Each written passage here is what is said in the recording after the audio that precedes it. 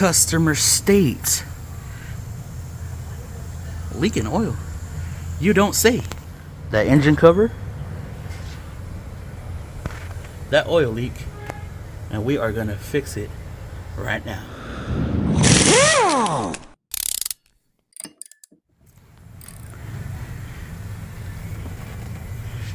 Take this oil filter off. People are like, oh, you got a soft hand because you gotta use a tool to take off the oil filter. And nah, not really. Just makes it a little easier. So there we have it off. Now I'm gonna show y'all something. Okay, yes, I am replacing the seal that's back there, so we have the brand new seal. I guarantee this is the stock one, and it's probably orange. And I'm gonna show y'all, this thing over time loosens up by people putting oil filters on way too tight. Oh, it's not even a 24, it's a 23. Dang. Oh, it's not loose. Okay, I was wronged. And it's still a 22.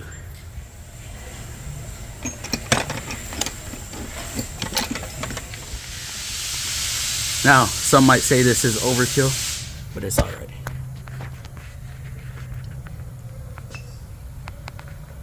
I think it's on there. Hold on, I need both hands. It was actually on there tighter than I thought. Now, this is the oil filter adapter housing, oil filter assembly. And it is equipped with the O-ring, gasket, seal, whatever you want to call it. Gotta get this shank out. Now remember, it's probably an orange one, because that is a stock one.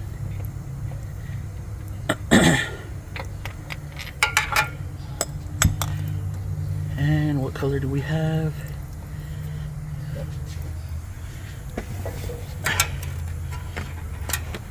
Flip this up and over.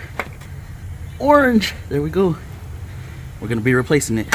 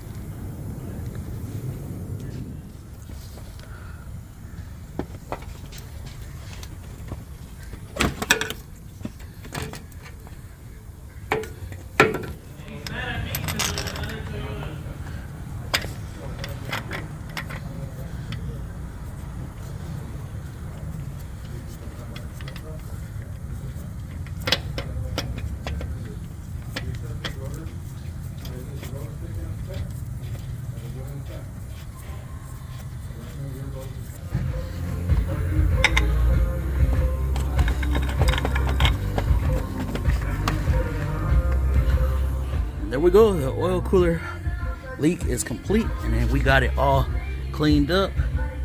Yes sir, I went above and beyond and cleaned the hell out of this thing. Even that nasty freaking cover. Oh, look at we got a Chrysler Pacifica with the 3.6 Penny Star and misfiring. I don't know if y'all can tell, my hand is shaking, the camera is shaking. But if y'all look right here, y'all can see something moving down there. What do we have down there? We might need to call JT, Mr. MOPAR himself, to come fix this oil cooler adapter housing. Look at that. Y'all can see the oil is just swishing around. Swishing. Yeah, so cylinder 2 misfire and oil cooler adapter housing. I don't hear nothing crazy, so I don't know. I don't think it needs a rocker arm or a lifter, but might need a coil and or a plug. Hell, might as well replace all the coils and all the plugs, right? And since you have the intake off while doing that, attack that oil cooler adapter housing. What's it look like he's doing, guys? What's it look like he's doing? What are you doing, buddy? What are you doing? You told me to look. Ooh, what's going on? What are you doing to this? The oil cooler. Oil cooler. Yeah. Remember, guys, this thing was all leaking. I don't know what they got, but I don't know. If he got an orange cap, JT might be mad at us because it's gonna be a Derman one. Whew. You excited about this one, buddy? No. Our NISSAN too. Just do better. And I got new gloves, guys. I already got a casualty though because it tore on the side, but I just slipped that mug back on. So, y'all see this, right? He finally got this plenum off, the lower intake. Trials and tribulations. I don't know why they use those connectors, those stuff. The lock tab on every freaking connector. Seriously? And this fuel line was a pain in the butt. I don't know how we got it off, but we got it off without breaking it. Pulled this tab all the way up, and then it still didn't want to come out. So then we pushed it down just a tad, and it went. And we're like, oh, it came off. So good. But to my surprise, guys, we're not replacing the cooler. All the Dodge dealership said we needed was an oil cooler O-ring set. So, what really fails on these? I don't know, but this is what we were told to do, and this is what we're doing. Replacing the O-rings for the oil cooler. That is wild. No 3.6 Pentastar oil filter adapter house. Attempting to clean out all this oil from there, but remember last time I told y'all that they supplied us some O-rings. Where the hell are those O-rings? So here are the O-rings right here, guys. Dodge dealership said y'all don't need the oil filter adapter housing. But even though that may be true, it's a risk by not replacing that thing.